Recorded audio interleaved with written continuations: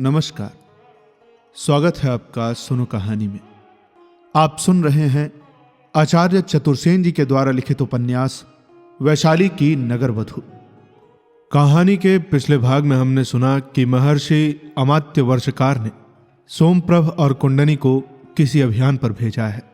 साथ ही साथ हमने ये भी जाना कि सोमप्रभ जाते हुए पहले आर्य मातंगी से मिलना चाहता है, जैसा कि उसे आचार्य ने कहा था। आखिर ये आर्य मातंगी है कौन?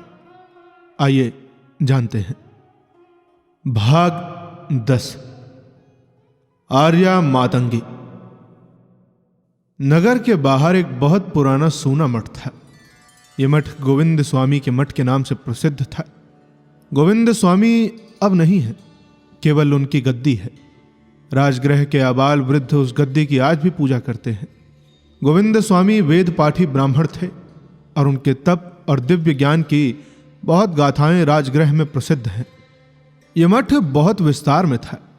कहते हैं कि जब राजगृह विद्यापीठ की स्थापना नहीं हुई थी, तब इसी मठ में रहकर देश देश के वटुक षडंग वेद का अध्ययन करते थे। यह भी कहा जाता है कि वर्तमान सम्राट बिंबिसार के पिता को इन्हीं गोविंद स्वामी ने अश्वमेध यज्ञ कराकर सम्राट की उपाधि दी थी। यह भी कहा जाता है कि राजगृह का शिशुनाग वंश असुरों का है। उन्हें आर्य धर्म में गोविंद स्वामी जी ने ही प्रतिष्ठित किया और सर्वप्रथम सम्राट यमति घोषित करके शिशुनाग वंशी राजा को देवपद दिया। तभी से मगध के सम्राट को देव कहकर पुकारते हैं। सम्राट के पिता गोविंद स्वामी की बहुत पूजा अर्चना तथा सम्मान करते थे। वे सदैव पांव प्यादे उनसे मिलने जाते थे। उन्हीं के जीवन काल में गोविंद स्वामी की मृत्यु हुई। उस समय उन्होंने एक अबोध 8 वर्ष की बालिका अपने पीछे छोड़ी। उसे सम्राट के हाथ में सौंपकर कहा था, सम्राट इसकी रक्षा का भार ले। और सम्राट ने कहा था, मेरे पुत्र बिंबिसार के बाद यही कन्या मेरी पुत्री है। राजपुत्री की भांति ही उसका लालन पालन होगा। परंतु गोविंद स्वामी ने कहा, नहीं नहीं सम्राट, मातंगी का लालन पालन ब्राह्मण कन्या की ही भांति होना चाहिए और उसकी शिक्षा भी उसी प्रकार होनी चाहिए। गोविंद स्वामी की इस पुत्री के अतिरिक्त उनका एक शिष्य ब्राह्मण कुमार था। वो किसका पुत्र था ये कोई नहीं जानता।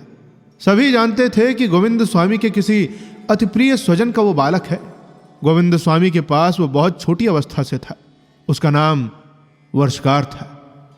वर्षकार और मातंगी साथ ही साथ बाल्यकाल में रहे। गोविंद स्वामी ने बालक वर्षकार को भी, जो उस समय 11 वर्ष का था, सम्राट को सौंप कर कहा, ये मेरे एक अति प्रिय आत्मीय का पुत्र है। इसके लक्षण राजपुरुषों के हैं और एक दिन ये बालक तुम्हारे साम्राज्य का कर्णधार होगा। इसकी शिक्षा दीक्षा देखभाल सावधानी से करना और हाँ, इसे मगध का महामात्य बनाना। परंतु गोविंद स्वामी ने अत्यंत सतर्कता से सम्राट से वचन ले लिया था कि वर्षकार और मातंगी दोनों ही अंततः इस मठ में उस समय तक रहे जब तक दोनों का विवाह उपयुक्त समय पर उपयुक्त पात्रों से न हो जाए। सम्राट के संदेह करने पर गोविंद स्वामी ने यह भी कह दिया था कि मातंगी के साथ कदापि वर्षकार का विवाह नहीं हो सकता, परंतु मातंगी का विवाह उसके वयस्क होने पर उसकी स्वीकृति से ही किया जाना चाहिए। गोविंद स्वामी तो मर गए और सम्राट ने भृत्यों और उपाध्यायों की व्यवस्था करके वर्षकार और मातंगी की शिक्षा का प्रबंध कर दिया। इस बालक वर्षकार के संबंध में केवल एक पागल अपवाद करता सुना गया था। वो कभी राजगृह में दिखाई दे जाता और पुकार पुकार कर कहता, अरे देखो देखो इस पाखंडी गोविंद स्वामी को, इस बालक का मुझ से कितना मिलता है ना। इसके बाद वो उन्मुक्त हास करता और फिर कहीं को भाग जाता था। गोविंद स्वामी इस पागल से बहुत डरते थे। वो राजगृह में आया है ये सुनकर वे बहुधा विचलित हो जाते थे। बहुत लोग संदेह करने लगे थे कि हो ना हो इस पागल के इस बालक का कुछ संबंध अवश्य है। एक बार तो यह अपवाद इस प्रकार स्पष्ट हो गया कि इस पागल की परिणीता पत्नी से गोविंद स्वामी ने जार करके यह पुत्र उत्पन्न किया है। इस पर क्रुद्ध होकर उसने पत्नी को मार डाला है और फिर स्वयं पागल हो गया है। खैर, जो सत्य बात कोई नहीं जानता था। मरने के समय गोविंद स्वामी ने मातंगी से वर्षकार के विवाह का निषेध किया। इससे लोगों में शंका और घर कर गई। परंतु गोविंद स्वामी ने सम्राट से अति गोपनीय रीति से बात कही थी। इसी से वो बालक बालिका दोनों ने सुनी भी नहीं। वही 8 वर्ष की बालिका मातंगी और 11 वर्ष का बालक वर्षकार बाल लीला समाप्त कर किशोर हुए और यौवन के प्रांगण में आ पहुंचे। युवक वर्षकार की तीक्ष्ण बुद्धि, प्रबल धारणा और बलिष्ठ देह, शस्त्र और शास्त्र में उसकी एकनिष्ठ सत्ता देख सभी उसका आदर करते थे। सम्राट उसे पुत्रवत समझते और राजवर्गीय लोग उसकी अभ्यर्थना करते। युवराज बिंबिसार उसके अंतरंग मित्र हो गए थे। दोनों बहुधा अश्व पर आखेट के ले जाते तथा भांति भांति की क्रीड़ा करते, परंतु उधर भीतर ही भीतर अनंग रंग जम रहा था। देवी मातंगी का यौवन विकास पा रहा था और दोनों बाल सखा परस्पर दूसरे ही भाव से एक दूसरे के प्रति आकर्षित हो रहे थे। ये देखकर सम्राट की चिंता तो बढ़ गई, परंतु उन्होंने युवक युवती से कुछ कहना ठीक नहीं समझा। केवल वर्षकार को राजकाज सिखाने के बहाने मठ से हटाकर राजमहालय में बुलाकर रख लिया। वर्षकार महालय में रहने लगे, परंतु इससे दोनों ही प्राणी वियोग विदग्ध रहने लगे। देवी मातंगी का रूप यौवन असाधारण था। निराभरणा तापसी के वेश में उसका शरीर तप्त कांचन की भांति दमकता था। युवराज बिंबिसार भी उस पर मन ही मन विमोहित हो मठ में अधिक आने जाने लगे थे, परंतु शीघ्र ही वर्षकार ने आंखें ताड़ ली और एक बार उन्होंने खड़ग नंगा करके कहा, वयस्क युवराज, मगध का संपूर्ण साम्राज्य तुम्हारा है, केवल मातंगी मेरी है। इस पर दृष्टि मत देना, नहीं तो मेरे तुम्हारे बीच एक खड़ग है, समझ लेना। बिंबिसार ने हंसकर और मित्र का हाथ पकड़कर कहा, नहीं नहीं मित्र, मातंगी तुम्हारी ही रहे, चिंता न करो। पीछे जब वर्षकार को सम्राट ने राजमहालय में बुलाकर रखा तो युवराज को मातंगी के एकांत साहचर्य का अधिक अवसर मिल गया। उनके ही अनुग्रह से वर्षकार भी अत्यंत गुप्त भाव से मातंगी से मिलते रहते थे। अकस्मात मातंगी ने देखा कि वो गर्भवती है। वो अत्यंत भयभीत हो गई, परंतु गर्भ युवराज और वर्षकार दोनों में से किसके ओर से था, मातंगी ने यह भेद दोनों पर प्रकट नहीं किया। वर्षकार और युवराज दोनों ने मिलकर इस अवस्था को सम्राट से छिपा लिया और जब शिशु का जन्म हुआ तो वर्षकार ने उसे हठ करके दासी द्वारा कूड़े के ढेर पर फेंकाने को कहा। उसे संदेह था कि वो उसका पुत्र नहीं है। मातंगी ने बहुत निषेध किया, रोई पीटी, पर वर्षकार ने एक न सुनी। दासी एक सूप में नवजात शिशु को लेकर कूड़े पर फेंक आई। देवयोग से उधर ही से राजगृह के महावैज्ञानिक सिद्ध शांभव्य काश्यप जा रहे थे। घूरे पर लाल वस्त्रों में लपेटी कोई वस्तु पड़ी देखकर और उस पर कौओं को मंडराता देख उनके मन में जानने को जिज्ञासा हुई कि ये क्या है।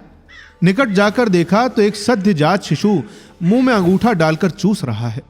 निकट ही स्वर्ण दंभ से भरी एक चमड़े की थैली भी पड़ी है।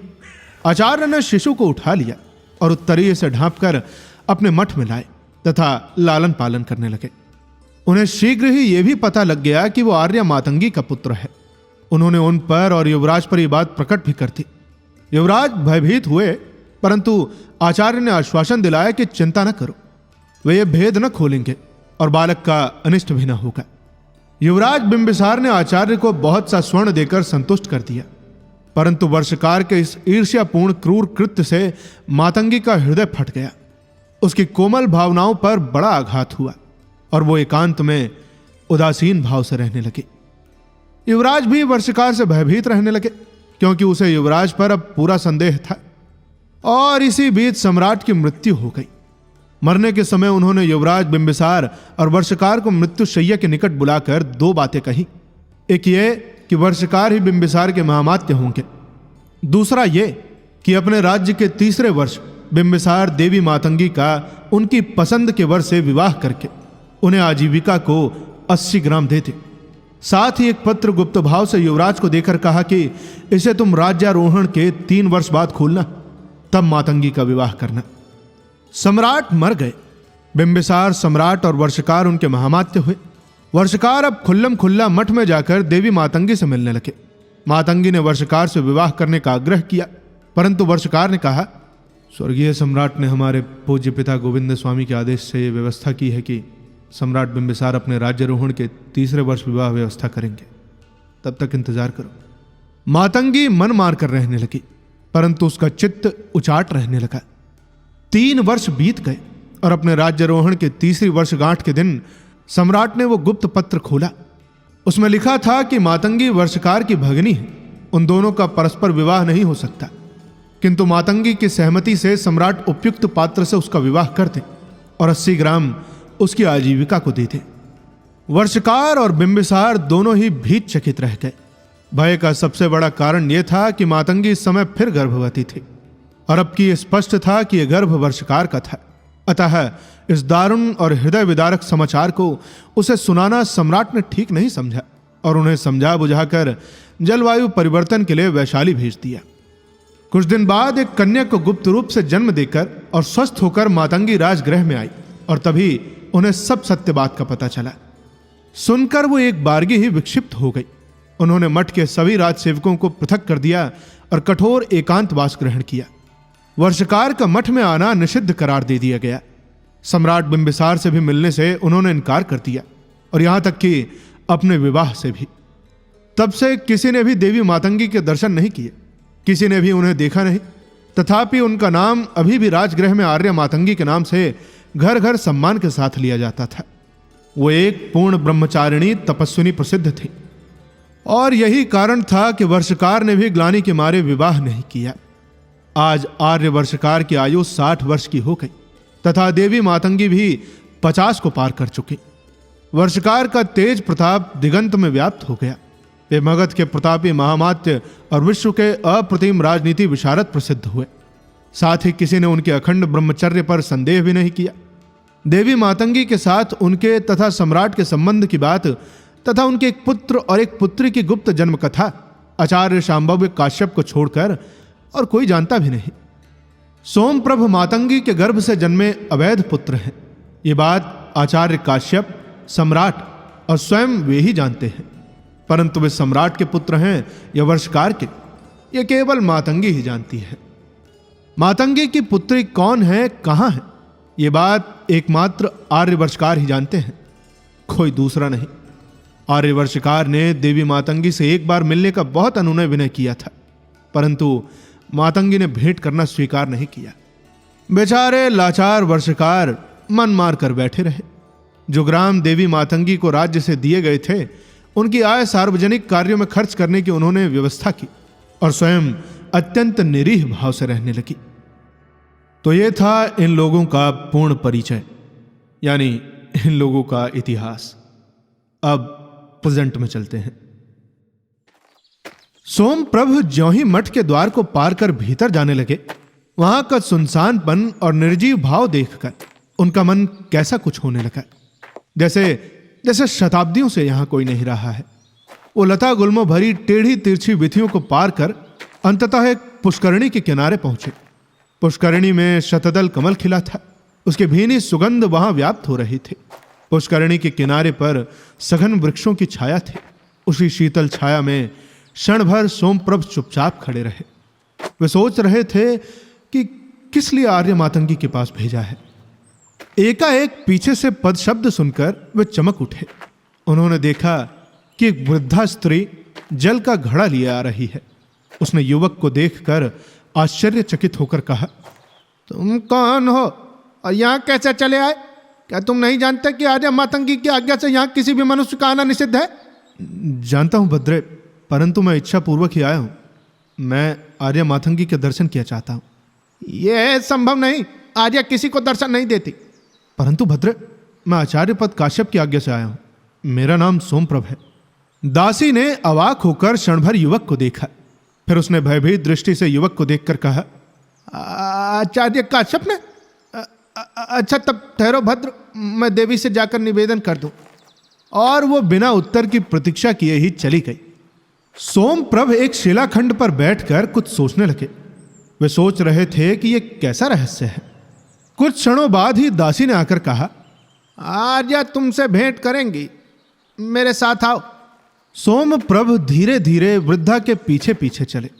सामने एक स्वच्छ छोटा सा कुटीर था। उसी में एक चटाई पर आर्य मातंगी अधोमुखी बैठी थी। पद शब्द सुनते ही उन्होंने आंखें उठाकर देखा। उनके होंठ कंपित हुए।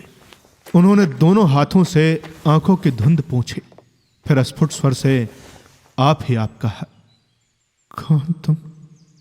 सोम? वही, पहचानती हूं मेरे बच्चे। और वे उसी प्रकार युवक की ओर दौड़ी जैसे कि गाय बछड़े की ओर दौड़ती है। उन्होंने युवक को छाती से लगा लिया। उनकी आंखों से अविरल अश्रुधारा बह चली। सोमप्रभ हतप्रभ होकर विमूढ़ हो गए। एक अचिंतनीय आनंद ने उनके नेत्रों को भी प्लावित कर दिया। उन्होंने प्रकृतिस्थ होकर कहा, आर्य मातंगी, आकिंचन सोम आपका अभिवंदन करता है। नहीं नहीं, आर्य मातंगी नहीं, मां कहो वत्स। सोमप्रभ ने अटकते हुए कहा, किंतु आर्य मां कहो वत्स, मां कहो। आर्य, मैं तो हतभाग्य सोम, अज्ञात कुलशील, अज्ञात कुलगोत्र हूं। कल्याणी मातंगी उसे इतना गौरव क्यों दे रही है? मां कहो प्रिय, मां कहो। जीवन के इस छोर से उस छोर तक मैं यही शब्द सुनने को तरस रही हूं, मां कहो। मातंगी के स्वर, भाव, भंगिमा और करुण वाणी से विवश हो अनायास ही बरबस सोम के मुंह से निकल गया, मां, आप्यायित हो गई मैं, मरकर जी गई मैं। वत्स सोम, अभी और कुछ देर हृदय से लगे रहो। अरे, मैंने 24 वर्ष तुम्हारी प्रतीक्षा की है भद्र, किंतु आर्य, मैं कौन हूं यही जानना चाहते हो ना? बच्चे, मैं अभागिनी तुम्हारी मां हूं। आप आर्य मातंगी, देव पूजित द्विज गोविंद स्वामी की महाभागा पुत्री देवी मातंगी मुझ भाग्यहीन की मां है? निश्चय वत्स, यही ध्रुव सत्य है। क्या आचार्य ने कहा नहीं तुमसे? नहीं, उन्होंने तो केवल इतना ही कहा था कि देवी के दर्शन करना अवश्य। अभी मुहूर्त भर पूर्व उन्होंने मुझे संदेश भेजा था कि तुम्हारा पुत्र आया है, वो तुमसे मिलने आ रहा है। सो सोम, तनिक तुम्हें देखो, मेरे सामने तो खड़े हो जाओ प्रिय। और मातंगी अबोध बालक के समान सोम के संपूर्ण शरीर पर हाथ फेरने लगी। सोम ने धीरे धीरे झुककर मस्तक मां के चरणों में टेक कर कहा, मां, आज मैं सनाथ हुआ, परंतु मुझे अधिक समय नहीं है मां। मुझे एक दारुण यात्रा करनी है। बस इतना बता दो कि मेरे पिता कौन है? पिता?